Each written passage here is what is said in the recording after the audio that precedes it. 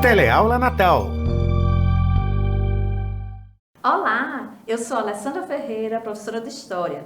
Estou vestindo blusa preta, calça jeans, uso óculos, tenho os cabelos curtos e cacheados e meu sinal em Libras é... O motivo de nós estarmos aqui novamente é justamente tratar da nossa aula 7, os totalitarismos. O que vamos aprender hoje? Faremos uma retrospectiva a respeito de como ficou a Europa no final da Primeira Guerra Mundial. Conheceremos materiais existentes na literatura, no cinema e na história em quadrinhos que tratam do contato histórico, do contexto histórico que corresponde ao período entre as duas guerras mundiais. E, finalmente, passaremos rapidamente pelas consequências dos totalitarismos para a sociedade civil.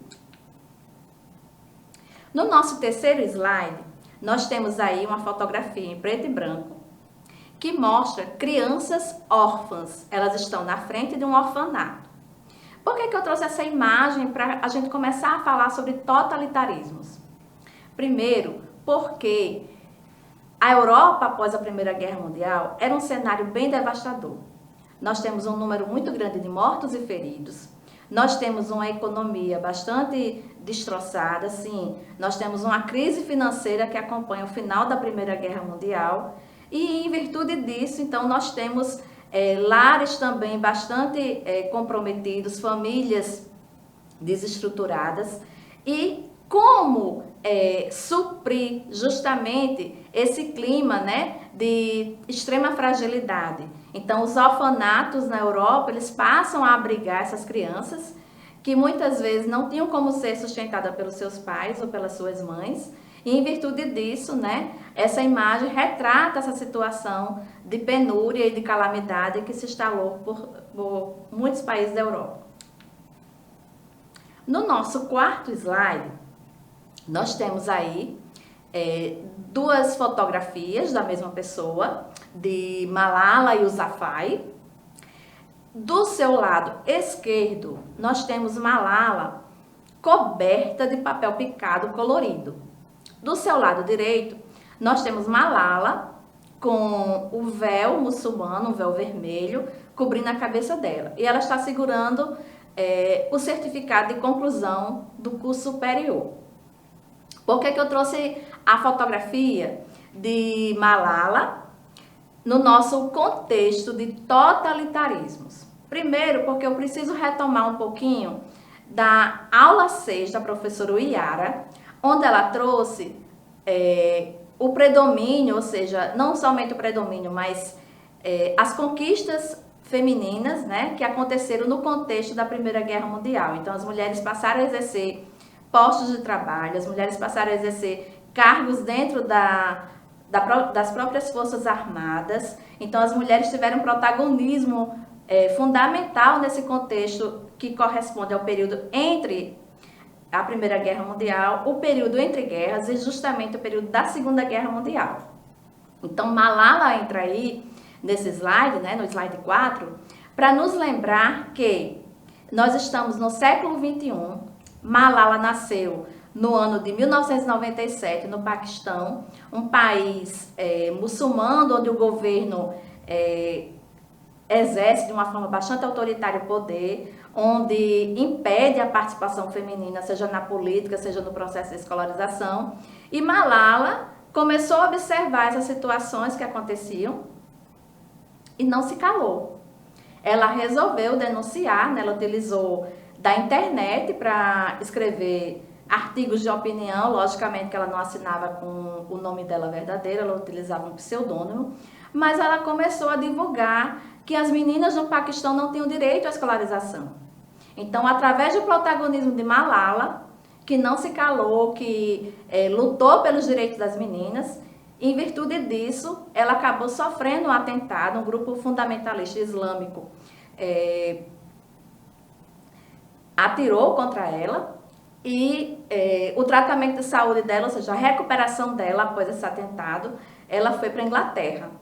E Quando chega na Inglaterra, ela não desiste dessa luta dela, ela continuou o ativismo dela, lutando pelo direito de todos à educação, só que dessa vez ela não lutava apenas para que as meninas tivessem acesso à escolarização.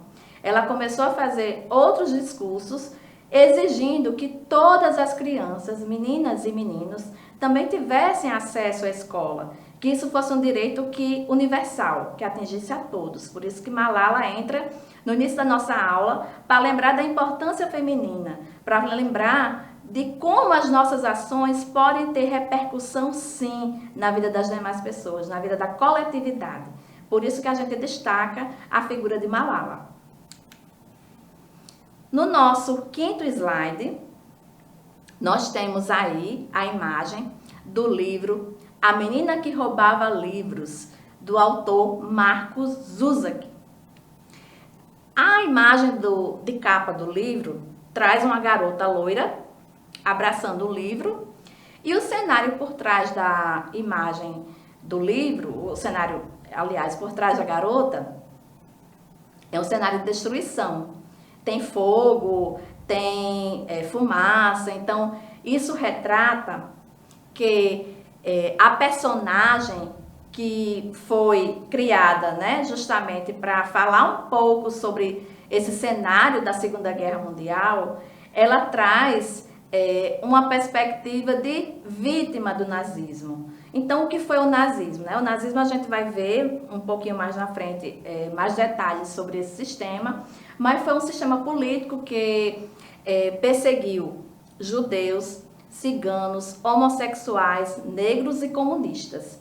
E o nazismo ele foi implementado por Adolf Hitler na Alemanha, e nós temos o fascismo também, que foi um regime totalitário, que também surgiu dentro do continente europeu, que foi o de Benito Mussolini na Itália.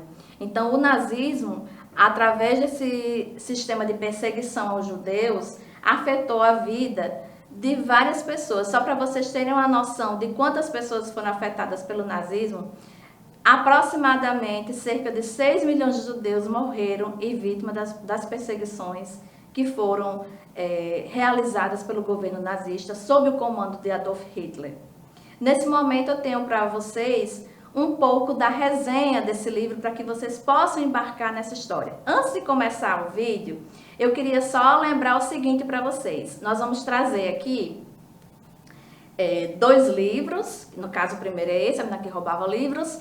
Nós vamos trazer uma história em quadrinhos e 2 filmes para poder falar sobre esse contexto de regimes totalitários que está totalmente interligado com a Segunda Guerra Mundial. Mas o que eu queria deixar registrado aqui com vocês, que toda obra, seja ela literária, seja uma história em quadrinhos, seja uma animação que você assiste na televisão ou no YouTube, seja um filme, um longa-metragem, como é o caso dos exemplos que eu vou trabalhar aqui com vocês, todos eles fazem parte de um recorte que o escritor, que o produtor, que o roteirista escolheu para dar um enfoque. Então, na aula de hoje, a nossa memória que vai ser sempre evocada, ou seja, a memória que vai estar sempre na trajetória da nossa aula é a memória do povo judeu. Você imagine que situação mais triste. Você ser impedido de viver livremente, de viver em sociedade, só porque você professa uma fé diferente. Então, ao longo da aula, a gente vai estar retomando essa perseguição que foi executada contra os judeus e que diferentes etapas de segregação racial eles foram submetidos a partir do Holocausto. Vamos assistir o vídeo?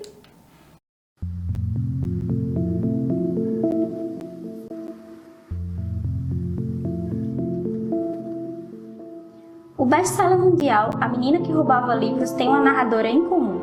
No livro, a morte se dedica a narrar a história de Liesel, uma garota alemã apaixonada por livros. Liesel não é uma protagonista qualquer. Podemos dividir a história dela em números: 14 livros, 6 roubos, 3 cores e milhões de pessoas mortas. Mas talvez a característica mais interessante sobre a menina seja o fato de que a morte se afeiçoou a ela. Na Alemanha nazista, a morte a encontrou 3 vezes. Na narrativa, cada encontro é associado a uma cor. Primeiro, tudo era branco. A neve cobriu o caminho do trem onde a morte foi buscar o irmão de Lisa. No segundo encontro, tudo era preto. Na hora mais escura antes da alvorada, após os bombardeios, um avião caiu perto do rio Amper. A morte foi buscar o piloto e, para sua surpresa, vislumbrou novamente a roubadora de livros. No terceiro e mais triste dos encontros, tudo era vermelho, do céu ao chão manchado de sangue. Um bombardeio atingiu a rua Himmel e a morte foi buscar centenas de pessoas. De todos os moradores da rua, só uma sobreviveu. A pequena ladra de livros jazia agachada no chão, uivando de dor. Juntas, as cores formam a bandeira nazista. Cada encontro marca uma fase da vida da garota e também a relação dela com os livros. Foi no enterro do irmão que a menina roubou seu primeiro livro. É através dele que ela descobre o gosto pelas letras e o amor pelo pai adotivo, que a ensina a ler.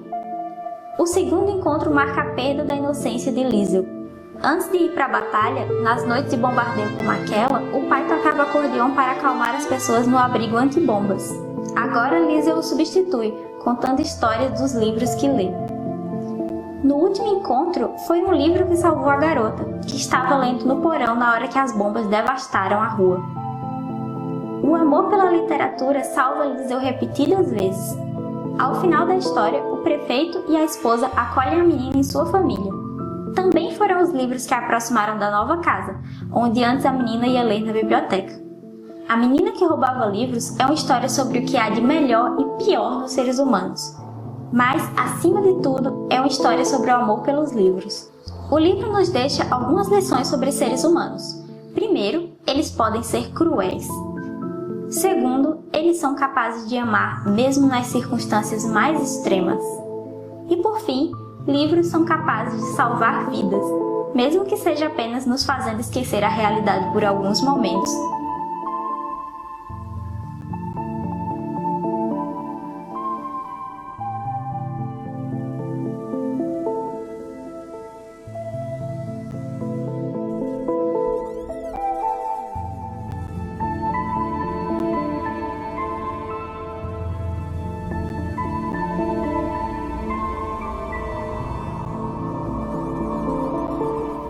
Vocês viram no slide 6, a resenha do livro A Menina que Roubava Livros é uma história emocionante.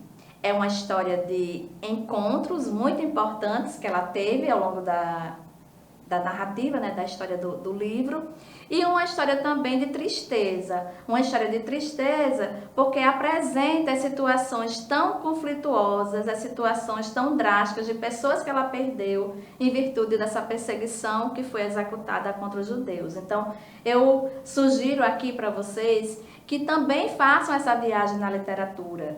Quantos cenários, quantas situações diferentes das que nós vivemos a gente pode descobrir através da leitura. Vamos fazer uma viagem pela leitura? Sugiro que vocês procurem sim na internet, né? Tanto ver mais sobre as resenhas de livros, como também ver com seu professor se existe alguma obra dessas que nós estamos trabalhando disponível para download. E assim vocês podem se deliciar pela leitura dessas obras tão maravilhosas. No nosso 7º slide, nós temos aí do lado esquerdo uma fotografia em preto e branco de Anne Frank. Anne Frank nasceu em Frankfurt, na Alemanha, e ela viveu boa parte, né, dos anos da perseguição aos judeus confinada. Ela foi privada totalmente de liberdade, de ir à rua, enfim, de ter uma vida normal de qualquer adolescente. Do lado esquerdo aí da imagem, vocês estão vendo as anotações, que foi um registro que ela fez em um diário que o pai dela comprou. E ela começou a descrever tudo o que estava acontecendo dentro desse contexto de perseguição aos judeus. Ela deixou registrado no diário dela. Posteriormente, após a morte dela, esse diário ele acabou transformando-se em um livro. O livro já foi publicado em mais de 70 idiomas e continua sendo até hoje, no século XXI, um chamado best-seller. Sim, muitas escolas indicam essa obra literária, né, para que os estudantes se apropriem desse contexto da Segunda Guerra Mundial e comecem a perceber o outro lado, né, da história, o lado de pessoas que foram perseguidas, de pessoas que perderam entes queridos, de pessoas que não tiveram as chances, né, de frequentar uma escola, de ter uma vida comum. Infelizmente, Anne Frank morreu, mas o pai dela sobreviveu e foi o pai dela que conseguiu, digamos assim, fazer com que a história dela, né, se transformasse em um livro, conseguiu, digamos assim, manter viva essa memória. Então é importante a gente sempre destacar essa participação de Anne Frank, porque ela é uma testemunha da história. Ela fez com que a gente tivesse acesso aos horrores praticados, né, pelo regime nazista contra os judeus. Vamos para o nosso próximo slide? Então, o nosso 8º slide, ele traz na capa uma imagem de uma revista em quadrinhos denominada Maus, escrita ou desenhada, né, melhor dizendo, por Art Spiegelman. E essa história em quadrinhos, na capa dela, nós vemos o rosto de um gato, a fisionomia de um gato. Por trás dessa fisionomia de um gato, nós temos o símbolo da suástica, que é o símbolo do nazismo. E abaixo desse símbolo da suástica, nós temos a imagem de um rato, fazendo, né, referência a um homem. E ao lado desse rato tem outro rato que seria fazendo referência a uma mulher. Essa história em quadrinhos, ela é classificada como biografia ou autobiografia, porque o Art Spiegelman, para poder escrever essa obra, ele se espelhou na história de vida do pai dele. Sim, o pai dele foi perseguido pelo sistema nazista, o pai dele foi parar em um campo de concentração. Só que antes de eu falar um pouquinho do pai dele, eu queria que vocês entendessem por que essa capa traz o gato e os ratos, né? O gato aí, no caso, se refere a Hitler, aos próprios nazistas. Os ratos, porque existia uma propaganda muito forte por parte do governo nazista contra o povo judeu. Eles começaram a fazer essa propaganda antes mesmo da Segunda Guerra Mundial começar, e eles começaram a trazer uma série de problemas sociais que a Alemanha estava vivendo na época e associando esses problemas sociais com a figura dos judeus. Eles diziam que os judeus, eles eram pessoas que gostavam de enganar, de trapacear, que os judeus queriam roubar a riqueza dos alemães.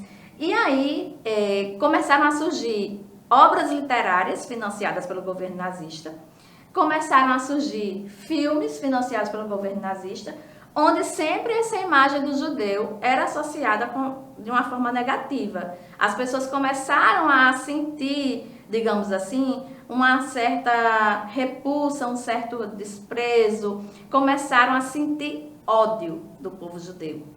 E aí eles não se manifestaram quando começaram, né, as verdadeiras ações contra o povo judeu, né? Uma das ações, o Art Spiegelman deixa bem claro nessa narrativa, né, quadrinística, que foi justamente a segregação do povo judeu na Alemanha em guetos.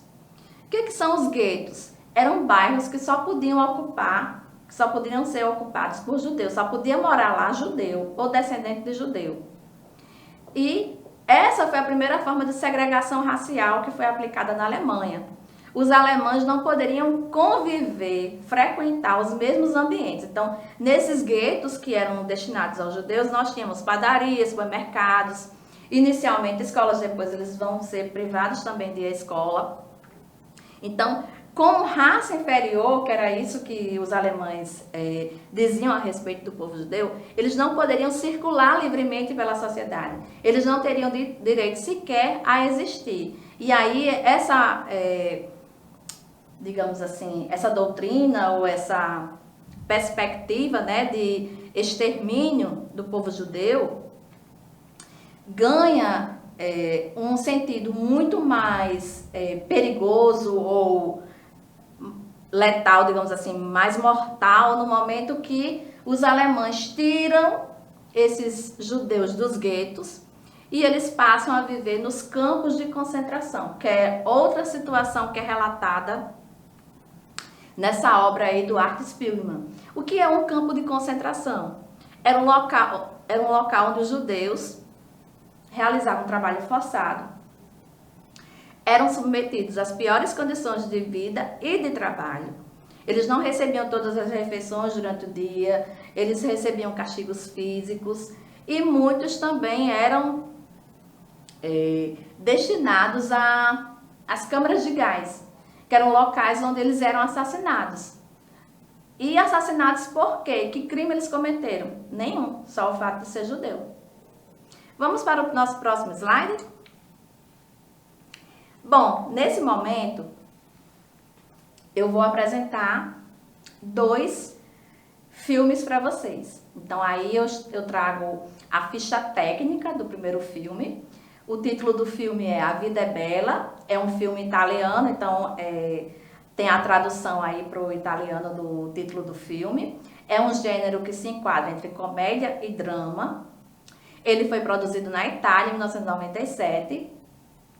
Ele tem uma duração de 116 minutos e ele foi feito, né? Ele não está em preto e branco, né? A versão dele é colorida. A direção do filme é de Roberto Benigni, roteiro Roberto Benigni e Vincenzo Cerami. No nosso 10º slide, nós temos aí a imagem do filme A Vida é Bela. Deixa eu descrever um pouquinho a imagem para vocês. Nós temos um casal que está, o homem aproximando o rosto da mulher, que no caso da história, né, eles são casados. Ao centro da imagem entre os dois, né, entre o homem e a mulher, nós temos a criança no bagageiro de uma bicicleta, é o filho deles. E esses personagens, né, principalmente o pai e o filho, eles passam a viver confinados em um campo de concentração. E o mais interessante da história, por isso que o título, né, A Vida é Bela, é que o pai, em hipótese alguma, deixa transparecer para o filho, ou seja, ele não demonstra para o filho que eles estão vivendo em uma situação de risco total e absoluto. Ele tenta transformar um ambiente do campo de concentração como um ambiente de um jogo de guerra, que eles precisam fazer tudo o que os generais nazistas estão ordenando para poder sobreviver, mas de uma forma lúdica. Ele não deixa transparecer medo ou terror, que é um campo de concentração. Então é interessante a gente ter acesso a essa visão, né? Porque acaba mostrando que diante das dificuldades, diante das adversidades, cada pessoa pode reagir de uma maneira diferente. Ele tinha todos os motivos, né, para entrar em desespero, porque a situação que ele estava vivendo era drástica, né, de muita pressão. Você sabe que no campo de concentração ele poderia morrer a qualquer momento, mas ele não deixa, né, que o filho dele se contamine com esse sentimento, né, de pessimismo, de desespero. Ele tenta trazer, né, uma realidade mais promissora, uma esperança para o filho. Então, por isso que a gente recomenda esse filme, para que vocês possam ter, né, uma versão, digamos assim, mais otimista da vida. No nosso 11º slide, nós temos aí a ficha técnica do filme, mas também tem uma versão dele em livro. O filme foi uma adaptação do livro, é O Menino do Pijama Listrado. O roteiro é de Mark Herman, autor da obra original, John Boyne, por isso que sempre traz, né, o nome do autor quando nós tratamos de uma obra que é ao mesmo tempo livro e filme, né? No caso, o livro veio primeiro, então o filme foi inspirado justamente, o filme surgiu justamente a partir do livro, né? O produtor dessa obra foi David Heimer, produção Miramax Filmes, Redai Filmes. Agora nós temos o slide, né, mostrando a capa do filme. O que é que nós estamos vendo nesse slide? Nós temos um céu bastante azul, uma cerca enorme de arame farpado. Nós temos o título do filme e do livro, né, O Menino do Pijama Listrado, e dos lados opostos da cerca, né, do seu lado esquerdo, nós temos um menino de macacão caqui com blusa branca, e do outro lado da cerca, fazendo jus ao nome do filme e do livro, uma criança de pijama listrado. Então, deixa eu apresentar um pouquinho desses dois personagens que são os protagonistas da trama. A criança de macacão caqui, ele é filho de um alto comandante do nazismo, que muda-se de Berlim para uma outra cidade, onde existe um campo de concentração. E aí, ele não tinha muito o que fazer nessa cidade, era uma cidade, digamos assim, rural. E ele passa a percorrer, desbravando, né, o local, ele passa a percorrer longas distâncias até que ele consegue encontrar esse campo de concentração. Só que ele não sabia que era um campo de concentração. Ele achava que era uma espécie de fazenda. E percorrendo esse campo, essa cerca do campo de concentração, ele conhece esse outro menino, que alguns traduzem com o nome de Samuel, outros traduzem como Shuriel. Então, a amizade entre esses dois meninos reflete aí duas situações bem diferentes de vida, né? Uma criança que tem acesso a tudo, né? Porque os pais oferecem uma vida boa, no caso, né, do comandante lá do exército nazista, ele tem condições financeiras de oferecer tudo do bom e do melhor para o filho, e nós temos uma vida de precariedade, de fome, né, de falta de oportunidades, de falta de liberdade do lado judeu. Então, é um filme e um livro, né, respectivamente, são duas obras que são bastante importantes para a gente ter conhecimento, que reflete essa realidade dura e crua que foi instaurada pelo nazismo. O nazismo e o fascismo são ideologias que mudaram o rumo da história e mataram muita gente. Para entendermos melhor, precisamos ver o contexto depois da Primeira Guerra Mundial. Esse período ficou conhecido como Entre Guerras e foi marcado por vários fatores. A Europa estava literalmente destruída, cheia de crises econômicas, desemprego e fome. As pessoas estavam sofrendo muito com tudo isso e acabaram perdendo a fé nos regimes democráticos, vendo nos regimes extremistas uma forma de levantar seus países das cinzas. Parte dessas pessoas começou a apoiar a extrema-esquerda, incentivada pela onda comunista iniciada pela União Soviética, enquanto a outra parte, com medo do comunismo, se aliou à extrema-direita. Além disso, nesse período teve a crise de 29, que só agravou as crises do mundo inteiro e levou as pessoas a desconfiarem do liberalismo. Tá, mas onde começa o fascismo? Na Itália. Lembra que eles foram super prejudicados na Primeira Guerra? Que tinham mudado de lado, nem receberam as terras que os foram prometidos?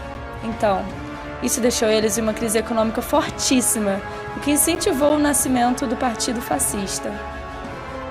Ele era liderado por um cara chamado Mussolini, e eles defendiam, entre várias outras coisas, o militarismo, que é mais ou menos se manter pela ameaça e castigar as pessoas que têm ideias diferentes. O nacionalismo exagerado também é muito presente, com a ideia que a nação deles é superior às outras. Eles tinham a ideia do partido único e o anticomunismo, incentivado pela burguesia italiana, já que eles tinham medo de perder suas riquezas. Além disso, outra característica é o culto ao Estado e ao líder supremo, por meio de idealizar ele como um herói nas propagandas. O fascismo ganhou muita força em 1922, na Marcha sobre Roma, onde eles organizaram uma passeata para mostrar o poder do partido. Assim, Mussolini foi colocado como primeiro-ministro e logo instaurou a ditadura.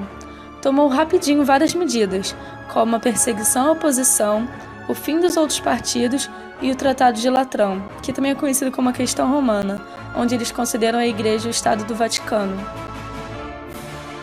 Mussolini conseguiu reerguer a economia da Itália investindo nas indústrias de base, Também reforçou a exploração nas colônias e implantou o arrocho salarial, que é o congelamento dos salários, diminuindo a inflação. Beleza, mas e a Alemanha? Lembra que no final da Primeira Guerra foi criado o Tratado de Versalhes, que culpava a Alemanha pela guerra e ferrava ela de todas as formas? Se você não lembra, tem vídeo aqui. Mas, enfim, por causa do Tratado de Versalhes, ela estava muito fraca, nadando no desemprego e na inflação, com a política totalmente louca. Assim como na Itália, as pessoas estavam perdendo a fé na democracia, o que deu força para que o partido nazista crescesse. Eles tinham crenças praticamente iguais à do fascismo. A grande diferença é que no nazismo eles defendiam, além de tudo isso, a superioridade racial, que é aquele famoso discurso: a raça ariana é biologicamente melhor que as outras.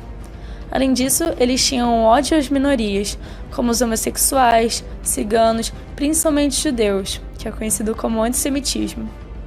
Eles defendiam a teoria do espaço vital, que é a ideia de expandir geograficamente o nazismo e unir a raça ariana em um só território.